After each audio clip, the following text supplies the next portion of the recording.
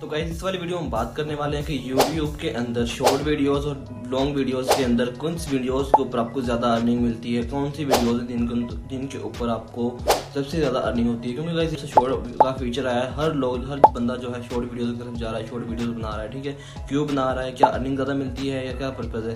तो गाइस यहाँ पे क्या होता है कि आपको जब भी मतलब यूट्यूब की वीडियो बनाते हो, शॉर्ट बनाते हो, तो उसके ऊपर अर्निंग अगर आपको मिलियन व्यूज़ भी हैं तो आपको सिर्फ 200 से 300 डॉलर अर्निंग होगी, उससे ज़्यादा अर्निंग नहीं होगी। उसके बाद अगर आप लॉन्ग वीडियो बना रहे हैं उसके ऊपर अगर आपको 10 से 20 हज़ार व्यूज़ भी आ जाते हैं तो आपको 500-600-700 डॉलर अर्निंग हो जाती है अच्छी सुकून से।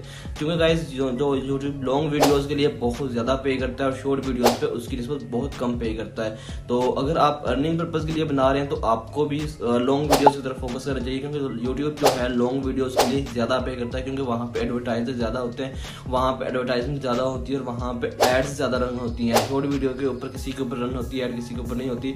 लॉन्ग वीडियो के ऊपर एक वीडियो के ऊपर 2 से 3 एड्स रन होती हैं, तो इसलिए लॉन्ग वीडियोज़ के ऊपर अर्निंग ज़्यादा होती है।